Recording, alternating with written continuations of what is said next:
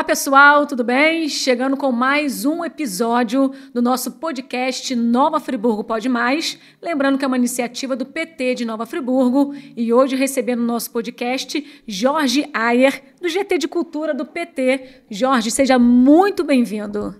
Jaque, obrigado, estou muito feliz com o convite, né? Agradecer também ao Matheus, porque eu sei que ele vai caprichar na voz lá. Né? Assim, depois minha mãe vai ver, Matheus, e aí ela tem que ficar. Não, sua voz ficou bonita, meu filho. Tal, né? A mãe tem que aprovar, né? Não, minha mãe ligava para a rádio, eu trabalhei na Rádio MEC, né? E minha mãe ligava para a rádio, às vezes, reclamando que não estava tendo o devido destaque. Foi engraçado. Mãe ouvinte, né? E ela ouvia mesmo a rádio, né? Então, assim, um prazer estar aqui, um prazer falar de cultura, né? É uma coisa tão necessária, né? A gente está saindo de um período de trevoso mesmo na área da cultura, né? Os últimos anos foram difíceis. Eu estive agora na quarta Conferência Nacional de Cultura, a quinta Conferência Estadual, né? Como pessoa delegada por Friburgo, né? E aí você vê um Brasil que é sensacional. É sensacional. Tem uma foto que eu tirei com um grande companheiro, que é o mestre Palão Kikongo, lá de Guapimirim, e uma indígena toda paramentada. E ele estava todo paramentado, né? E eu tirei a foto, pedi para tirar foto, né, com eles, né? E depois eu falei, isso daqui é o Brasil. É dos Brasis, né? Então, assim, foi uma experiência única. Né? Temos muito assunto hoje nesse podcast sobre cultura, mas antes, quem é o Jorge Ayer? Me conta um pouquinho da sua história, Jorge. Então, vamos lá. Eu trabalho com cultura praticamente desde criança. Eu fui garoto propaganda.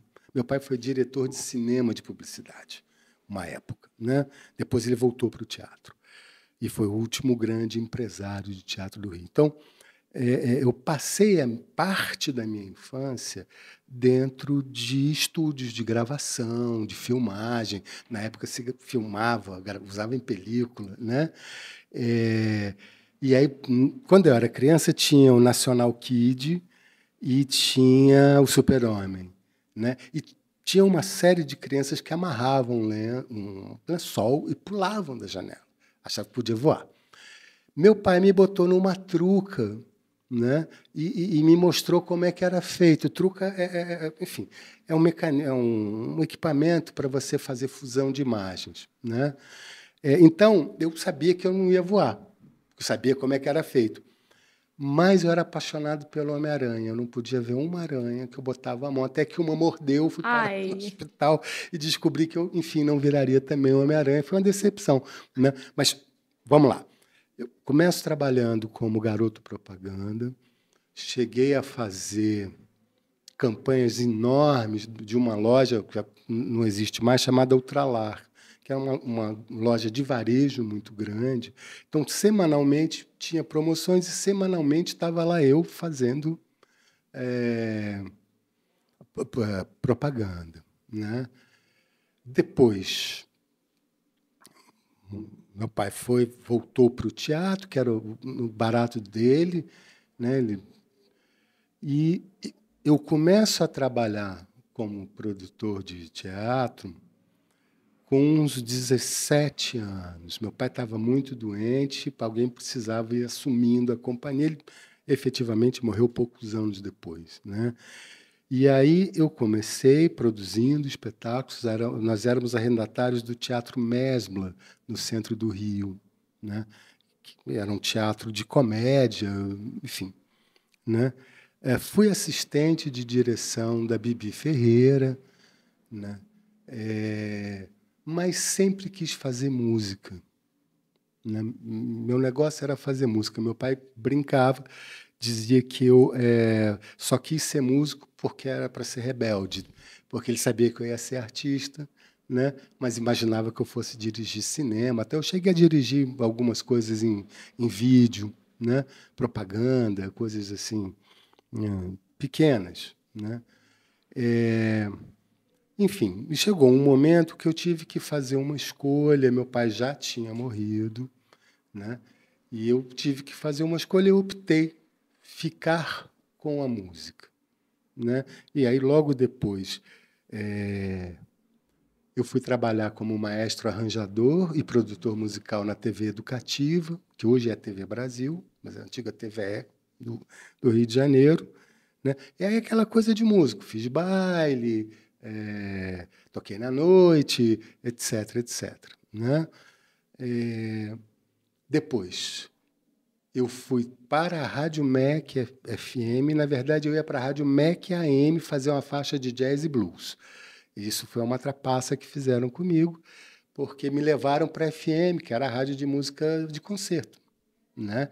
Não, a AM está em reformulação, você vai ficando aqui. Quando eu percebi que não ia rolar, né? Tá bom, né? Eu realmente sempre gostei muito também de música de concerto, né? Fiz a licenciatura em música, fiz um mestrado em ciência da arte, com área de concentração em música, estudando as escolas de composição musical do início do século XX, de 1910 a 1948, mais ou menos, né? As chamadas vanguardas estéticas de ruptura com a tonalidade tradicional e tal, né? Sempre regi muito coro, uma coisa que eu sempre gostei de fazer, né? E depois fui para a UF para fazer um duo de violões. Era o duo de cordas dedilhadas da UF, né? Nós tocamos há alguns anos, eu tive uma lesão, tive que parar de tocar, estou tratando disso até hoje, né? Daqui a pouco estou voltando aí para tocar. Se Deus quiser. Sim, ele quer, eu tenho certeza, né? E aí, na UF, eu acabei sendo convidado pelo antigo pró-reitor de extensão, o professor Cresos, né, para uma figura maravilhosa, para coordenar umas oficinas de música. A minha conversa com ele foi muito engraçada, porque ele me chamou, eu falei, professor, o que o senhor quer que eu faça? Eu quero que você dê aula de violão. Eu falei, não, Creso, pô, fala sério. Eu estou falando sério. Eu falei, então tá bom, estamos juntos, né? E eu hoje coordeno uma série de oficinas de musicalização. Esse ano elas serão junto ao pré-vestibular social, lá da Oficina do Saber, lá em Niterói, e a um grupo de apoio da psiquiatria, né?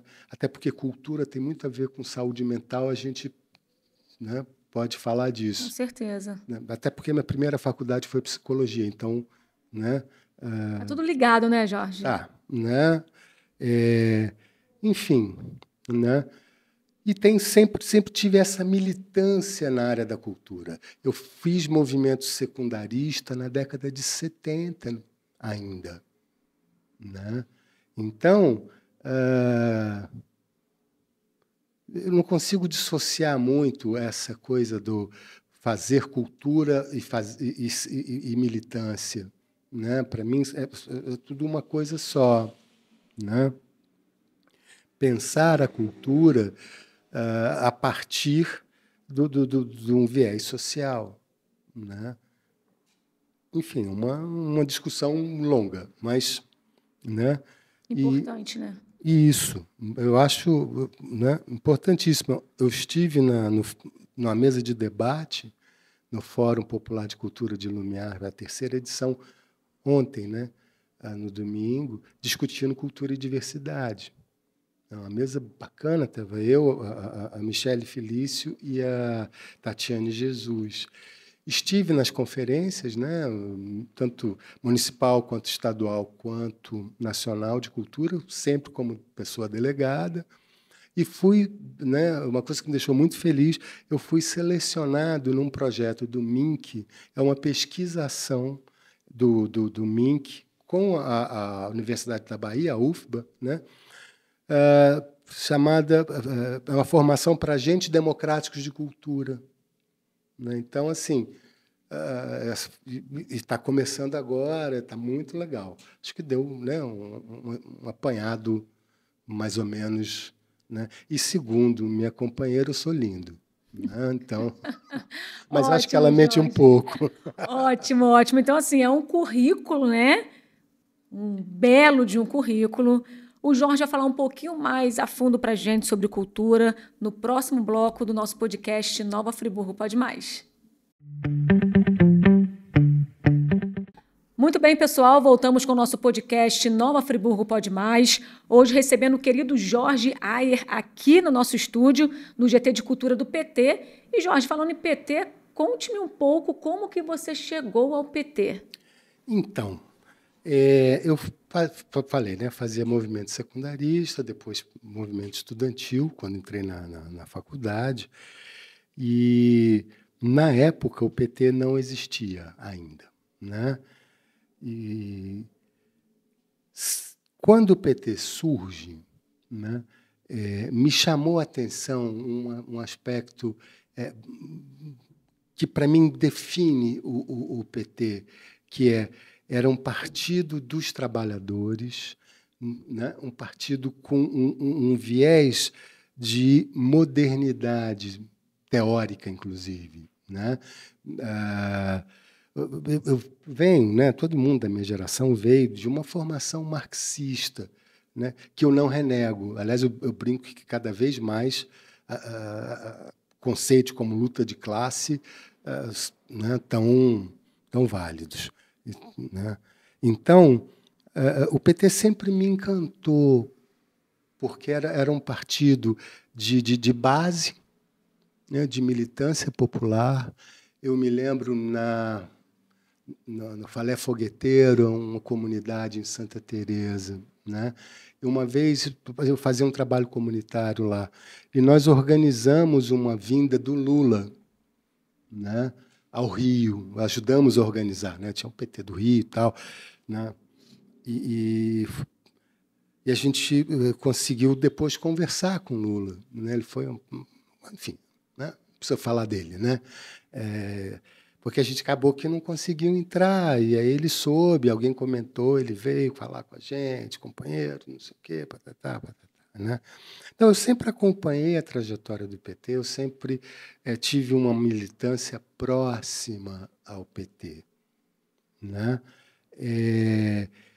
E o PT se mostrou uma alternativa viável de poder à esquerda, né? Mesmo tendo que fazer algumas concessões, o que é inevitável, né?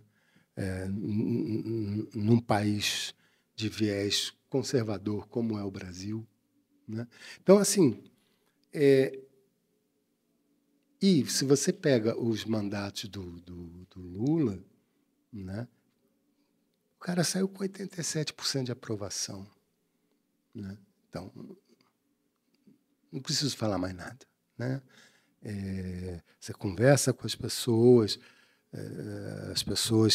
têm boas lembranças desse período.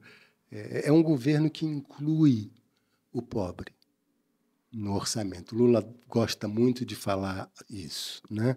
Então, para mim, é um partido que se mostrou viável, né? Sem perder a sua identidade de esquerda, né?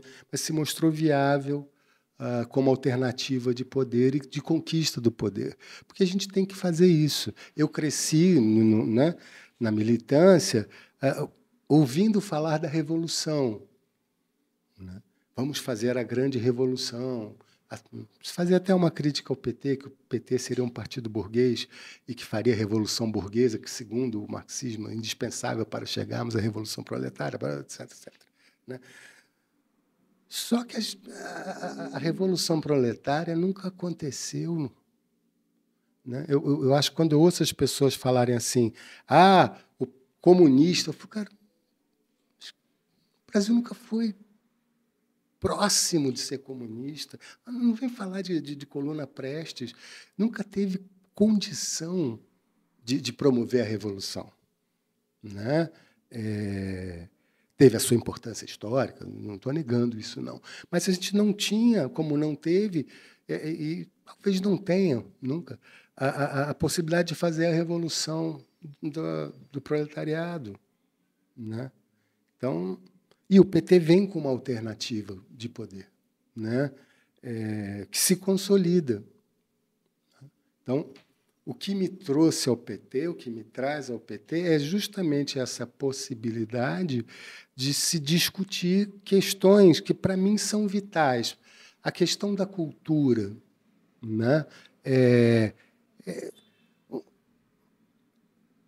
Um país que teve um Gilberto Gil como ministro da Cultura, né? É uma coisa sensacional, porque o Gil é uma pessoa sensacional, é um iluminado, né?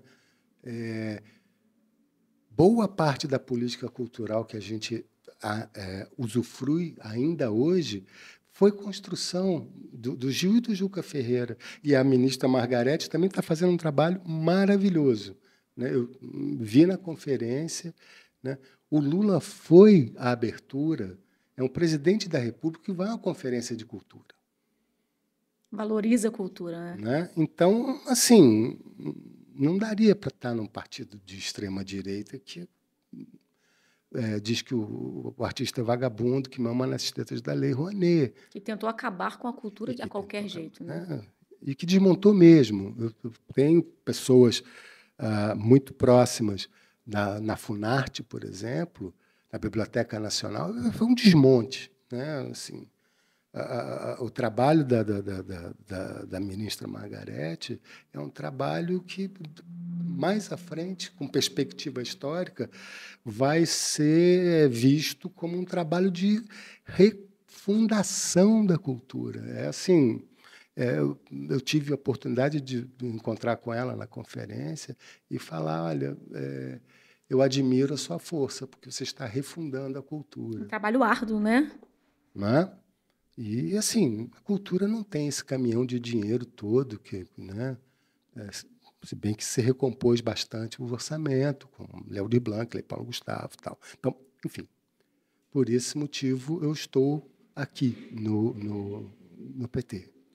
Muito bem. E agora, na sua visão, Jorge, fala um pouquinho do que é cultura para você. Explica para a gente, dá uma aula agora. Cara, assim, cultura é um conceito, né? Tem um conceito que vem da antropologia de que cultura é todo aquilo que o homem cria e inventa para dar conta das suas necessidades. Não deixa de ser válido, mas ele é muito amplo, né? Eu prefiro trabalhar com um conceito de que cultura é um saber fazer coletivo. Então, nesse sentido, a cultura vai nos trazer identidade, singularidade e coletividade, né? Na verdade, identidades, singularidades e coletividades, né?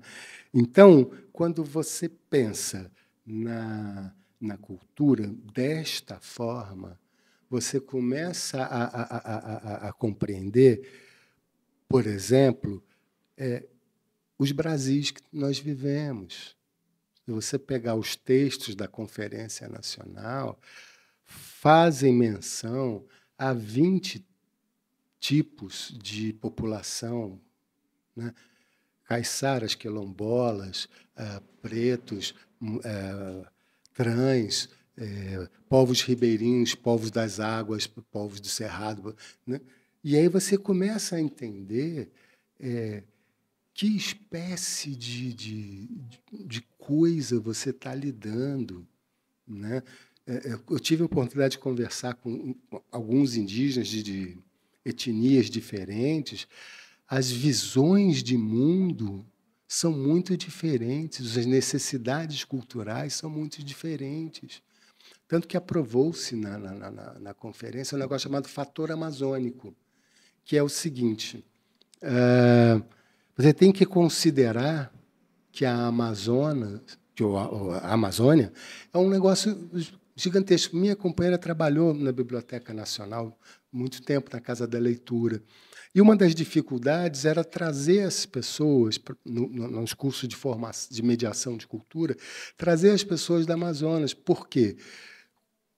tinha uma moça que, com sorte, dependendo da época do ano, ela levava 7 dias de barco para chegar a Manaus. Nossa. Podia ser 12. Né? E aí, só que não se conseguia pagar a diária para essa pessoa. Porque a diária era a partir do embarque. Né? Então, isto é uma coisa que você tem que considerar em qualquer política pública de cultura na Amazônia. Né? As distâncias são enormes. Eu me lembro de um programa que eu fiz na TVECO, né? Que era sobre o Correio Aéreo Nacional. E aí tinha eu fazia a trilha sonora, né? Tinha uma cena de sobrevoo da Amazônia, um tapete verde, né? Eu perguntei lá para o tenente-coronel que estava lá, né? Eu falei, como é que voa nisso daí? Porque não tem um ponto de referência. Ele falou, não tem um lugar que a bússola não funciona, ninguém sabe por quê. Se cair.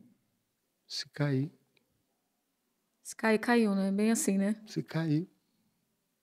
Dependendo de onde for, até a gente chegar, a pessoa já está morta. Né? Então, enfim, numa das mesas lá, eu estava, né, com 2 mães de santo, um indígena, se não me engano, Pataxó, um gaúcho da fronteira e o brother lá do hip-hop de São Paulo. Né? E a gente estava conversando, né? Eu falo, gente, que coisa legal, né? Aliás, o pessoal do hip-hop foi muito organizado, né? E os indígenas também, tal. Então conseguiu-se aprovar uma série de coisas, né? Mas essa visão de cultura, né? Ela vai transcender o econômico, né? Assim, historicamente, a gente entende cultura em 3 dimensões. Né? Cultura na dimensão econômica, cidadã e simbólica. Né? Eu digo sempre que essas 3 dimensões são importantíssimas. Elas se equivalem. E que a cultura é um bem por si, como a educação, como a saúde. Eu acho que se você monta um governo em cima deste tripé, né, você resolve 90% do problema das pessoas. Porque, pensando no viés econômico, a cultura é uma indústria limpa, é uma indústria reconhecidamente exitosa, inclusive fora do Brasil. Né? O Brasil é conhecido pelo cinema, pela música, né? Pela dança, pela literatura. Tem uma blogueira americana que descobriu o Brás Cubas. E está vendendo o livro, está vendendo com uma barbaridade nos Estados Unidos, porque ela descobriu, né, o Machado de Assis. Né? Então, assim, ela gera renda, ela gera ocupação, ela gera emprego formal. Tem dados que dizem que a cada R$ 1 que você põe na cultura, volta 1,70, dependendo da área, volta 2,30. Números redondos. Né? Então, e num município como Friburgo, né, ela é fundamental. O Friburgo produz hortaliças ali no Cinturão Verde, né, e produz moda íntima, com pequenas facções, etc. O salário médio é baixo. Né? Tem um potencial cultural, né, turístico também, mas né, cultural enorme, de empregabilidade, de formação de renda, de trabalho, de formação do que se chama de soft power. Né? Friburgo é um polo para 13 cidades. Eu fui professor da Escola de Música da Universidade Cândido Mendes aqui. Eu presidi o Fórum Serrano de Cultura. e presidi o Conselho Municipal de Cultura durante 4 anos. O que a gente fazia aqui repercutia nos outros municípios. Então, a cultura tem, por esse viés econômico, um poder enorme, né? E agora eu vou dar uma pausa aqui, porque eu quero entrar exatamente nesse assunto da cultura friburguense, mas aí vamos falar no terceiro e último bloco. Já voltamos. Voltamos com o nosso terceiro e último bloco do nosso podcast Nova Friburgo Pode Mais. Hoje falando sobre cultura, uma aula aqui com Jorge Ayer. Falávamos sobre cultura friburguense. Como que você vê a cultura friburguense hoje, Jorge? Eu vejo a cultura friburguense com um potencial enorme, né? Um potencial enorme econômico, né? Com um potencial enorme na dimensão simbólica, que é o que nos define lá, né, naquele conceito de singularidades e identidades, né, e na dimensão cidadã. Né? A Constituição, quando fala dos direitos culturais, fala a partir dessas 3 vieses. Né? O que me chama a atenção aqui é o seguinte: as pessoas... na gestão tem uma fala que é a cultura como turismo. O show da Madonna na praia de Copacabana deixou nos cofres da prefeitura 350 milhões. Né? Mas aqui isso não é verdade. Né? Primeiro, a gente não tem um sistema de indicadores e índices da cultura que eu passei anos dizendo que precisa ter para você poder planejar a cultura. Depois, é o que eu falo sempre, ou a cidade é boa para quem mora aqui, ou ela não será boa para ninguém. Se ela não é boa para o friburguense, que não tem opção cultural, até muito pouco tempo o Teatro Municipal estava fechado, o Centro de Arte está fechado, até hoje, desde 2011. O Casarão de Rio Grandina está para desabar. Na gestão do prefeito anterior a esse já tinha tido problema. Né? A lei orgânica fala em equipamentos culturais nos distritos. Você só tem Olaria, no centro, Olaria e Conselheiro. Em Rio Grandina, eles alugaram uma sala. Né? Então, assim... eu penso cultura, a partir dessa definição, como um cuidar, né? Resgatando o sentido original dessa palavra. O termo cuidar significava, no início do português, amor. Você tem umas cantigas de um compositor português chamado Martim Kodak, sabe, 1100 e pouco, eu nunca soube dessas datas. Né? Na Rádio MEC eu anotava todas. Né? Uma vez numa palestra, o senhor sabe essa? Não sei nenhuma. Não, mas o senhor disse... É porque estava anotado. Se eu disse no ar, o senhor pode ter certeza que está no papelzinho. Mas não pede para... Né? Então, enfim... E que são cantigas de amor, e que ela fala o tempo todo do cuidar dos meus cuidados, cuidados meus tão cuidados, seria o amor de meus amores. Né? Então, eu penso muito nesse sentido. Cultura é acolhimento, cultura é cuidar. E aí, a gente estava falando, né, um pouco antes, sobre a questão, por exemplo, da saúde mental. Né? O que nos salvou na pandemia foi a cultura. Né?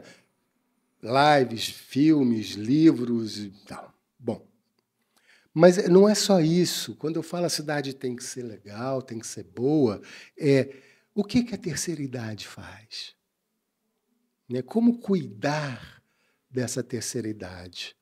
Né? É óbvio que tem a questão da saúde, né? Dos cuidados de saúde, de assistência básica e tal. Mas é importante que eles produzam, que eles se sintam produtivos, e a cultura permite integração social, permite troca de experiências, permite uma série de coisas que compõem a dimensão cidadã. Né? Não é uma instrumentalização da cultura, né? Mas é uma vertente da cultura, né? Então, você entender que isso faz parte da cultura, né? A cultura vai construir pontes com as crianças, né? A gente precisa começar a entender que existe uma outra Friburgo, onde nós temos aproximadamente 47% da população friburguense é preta. Então, as pessoas me xingam muito quando eu falo isso, mas assim, a cidade não é uma cidade loura de olho azul, suíça, alemã. Ela é também uma cidade que tem esse componente. Mas você tem uma população preta, você tem uma comunidade indígena, os puris, ali em Vargem Alta, né? Você tem um quilombo ali na fronteira lá com Bom Jardim. Né? Então, a cidade tem que ser boa para essas pessoas também. Né? Essas pessoas têm a sua manifestação cultural que precisa ser respeitada. E a gente passa o tempo todo falando do antirracismo, mas a nossa prática cultural também tem que ser antirracista, também tem que ser anti-homofóbica. Existe uma cultura LGBTQIA+. Não adianta dizer que não gosta, ela existe. E a gente tem que conseguir construir essas culturas junto aos sanfoneiros lá de Lumiar, junto aos mestres da cultura popular lá do Amparo, das Folias de Reis, junto às escolas de samba. Isso tudo tem que virar um caldeirão, né? Fervilhante. Aí a cidade vai ser boa para todo mundo. Só que você não faz isso sem orçamento. E esse é um problema da cultura em Friburgo. Né? As gestões foram sucessivamente cortando os orçamentos. Então, eu não consigo me recordar, nesses 4 anos da atual gestão, de uma única mísera ação feita com orçamento próprio. Né? Ou era feito com os editais da Paulo Gustavo Aldir Blanc, com uma raspinha que tinha no Fundo Municipal de Cultura, né, que, enfim, né, a gente conseguiu liberar. Né? E a única coisa que teve, que eu consigo me lembrar, foi um ratatá com os empresários para fazer uma mostra do Dia das Mulheres, que culminou na censura de uma artista. Então, não é bom nem lembrar isso. Não é bom para ninguém, né? Né? Assim, né? É uma violência. Né? Eu sei porque eu cresci sendo censurado. Eu tive problema com a censura com música instrumental, porque a pessoa implicou com um título de música, que, ironicamente, era a primeira frase do Cântico dos Cânticos do Rei Salomão da Bíblia. E ele achou que era pornográfico. Né? E aí eu botei pirulito amarelo. Que coisa, Né? Então, assim, censura. Né?